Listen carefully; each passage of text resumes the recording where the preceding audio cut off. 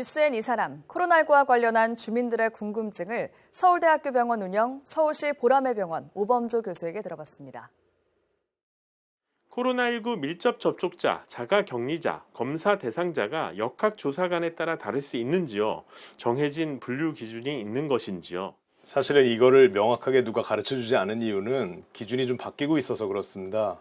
사실 코로나 초창기에는 코로나 확진자와 가까운 거리에서 접촉을 했었던 사람을 전부 밀접 접촉자로 구분을 했고, 밀접 접촉자는 자연스럽게 2주간의 자가격리가 필요한 사람으로, 그래서 약간 동의어처럼 사용이 됐었는데요. 근데 작년 말부터 그 코로나 백신이 시작됐고, 코로나 백신을 맞은 사람들을 자가격리로 모두 분류하지 않게 된 거죠. 기준이 약간 바뀌었습니다. 그래서 밀접 접촉자는 확진자와 접촉을 했던 사람이라는 기준이 있는데, 이렇게 해서 밀접 접촉을 한 사람이 모두 자가격리되는 건 아닙니다. 예방접종을 시기에 맞게 완료한 그 순서에 따라서 자가격리가 아니라 수동감시 같은 개념으로 보기도 하거든요. 그래서 밀접 접촉자와 자가격리자는 동의어라기보다는 이제 포함되는 의미로 사용되게 됐고요. 다만 역학조사를 하는 과정에서 똑같이 접촉을 했던, 또 그러니까 확진자와 만난 사람이 접촉자인데 접촉자와 접촉한 사람을 어떻게 볼 것이냐는 역학조사관의 이제 능력에 따라서 또는 그 상황에 따라 달라질 수가 있기 때문에 이것에 맞춰서 우리가 검사 대상자를 지정을 하게 되죠.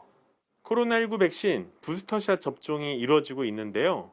백신 맞고 근육통이나 열이 날 경우 아세트 아미노펜 계열의 약을 먹는다고 해서 백신 효과가 줄어드는 것은 아니지요?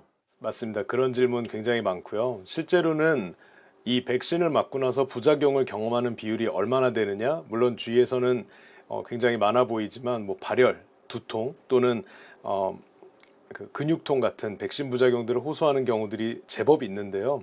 이런 증상들을 관리하기 위해서는 아세타미노펜, 그러니까 소위 말하는 타이레놀을 복용하는 걸 저희가 더 권합니다. 미국 그 질병관리센터에서도 그 지정을 했고요. 왜 그러냐면 우리가 열나고 아플 때 먹을 수 있는 약이 크게 두 종류가 있습니다. 그래서 그 비스테로이드성 그 소염 진통제 엔세이드라 부르는 게 있고 아세타미노펜이 있는데, 이 엔세이드 계열, 우리가 흔히 먹는 이제 소염 진통제들이 몸속에서 열이 나거나 통증이 있을 때 이 약을 먹으면 일종의 우리가 그 백신을 맞고 나서 몸속에서 일어나야 되는 그 건전한 면역 반응을 이 약이 방해할 수가 있기 때문에 이러한 면역 반응에 어떤 방해가 되지 않고 현재 불편한 증상만 잡을 수 있는 아세타미노펜을 복용하는 걸 권합니다.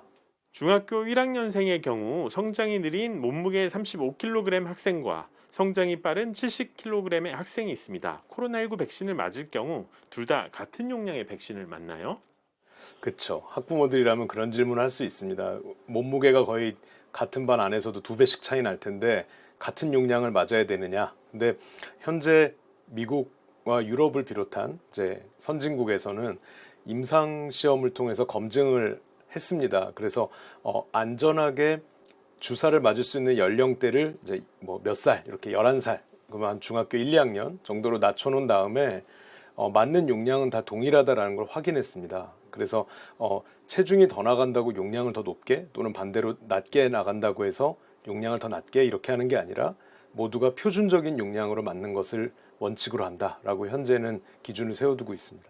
서울시 역학조사관 활동을 하시고 또 교수님께서 의사로서 시청자와 시민분들께 꼭 하고 싶었던 이야기는요? 사실 의사라기보단 저도 그냥 초창기에는 이제 같이 공포를 경험한 사람으로서 이게 정체불명이잖아요. 마치 6년 전에 유행했었던 메르스를 생각해 보시면 그때도 갑자기 나타나서 한 30% 정도는 사망하는 일이 있었는데 이게 혹시 내일이 되면 어떡하나라는 굉장한 공포가 있었습니다. 근데 메르스는 정말 눈 깜빡할 사이에 지나가 버렸기 때문에 우리 기억 속에 별로 없고, 코로나는 이렇게 오래 가고 있기 때문에 우리의 기억 속에 강하게 남아있고 우리의 생활을 다 뒤흔들어 놓고 있습니다. 근데 문제는 너무 오래 가다 보니까 알려진 바가 많다고 생각하고 이제 지쳐서 우리가 좀 잘 따라주었으면 하는 수칙들을 슬슬 어기는 사람들이 피로감에서 비롯되겠죠. 그다음에 처음에는 아무것도 몰랐는데 그것보다는 좀 많이 알게 됐다는 좀 자신감도 있을 거고, 그래서 아직은 끝나지 않았다. 보통 저희가 말하는 게 끝날 때까지 끝난 게 아니다라고 하는데, 이런 그러니까 마치 메르스처럼 아주 드라마틱하게 어느 날 확 사라져 주기를 바라는 건 이제 조금 좀 과한 바람일지 모르겠지만 언젠간 없어질 겁니다. 또는 뭐 독감처럼 계속 조금 변해가면서 우리랑 같이 살지는 모르겠지만 아직은 위급한 상황이 다 사그라들지 않았기 때문에 조금 더 경각심을 좀 가져줬으면 하는 바람입니다.